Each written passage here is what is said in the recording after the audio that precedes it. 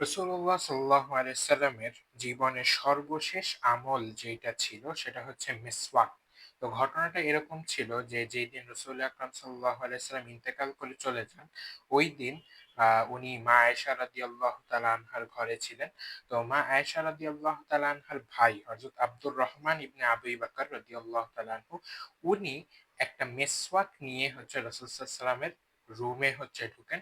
তো রাসূল সাল্লাল্লাহু আলাইহি সাল্লাম চোখ দিয়ে ওইটার দিকে ইশারা করতেছিলেন। তো মা আয়েশা বুঝতেছিলেন যে রাসূল সাল্লাল্লাহু আলাইহি ওয়াসাল্লাম ওটা চাচ্ছেন। তো তখন মা আয়েশা জিজ্ঞেস করেন যে, "ইয়া রাসূলুল্লাহ আপনি কি মিসওয়াকটা চাচ্ছেন?"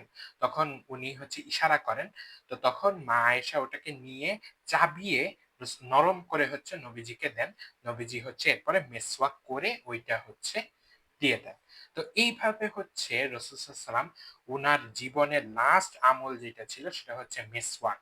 তো আমরা অবশ্যই মেসওয়াকটাকে গুরুত্ব দেই না। আমি নিজেও হচ্ছে এই সুন্নাহটার থেকে একটু দূরে সরে গিয়েছি। বাট আমাদের আসলে এই মেসওয়াকের সুন্নাহটাকে আবার জীবন্ত করা দরকার। কারণ কতটা গুরুত্বপূর্ণ সুন্নাহ না হলে রাসূল সাল্লাল্লাহু আলাইহি ওয়াসাল্লাম উনার জীবনের শেষ আমল হিসাবে এটাকে সিলেক্ট করেন। তো আল্লাহ তাআলা এই মেসওয়াককে আবার আমাদের জীবনে হচ্ছে ফিরিয়ে নিয়ে আসুন এবং এই সুন্নাহটাকে আমাদের আবার জীবিত করার তৌফিক দান করুন।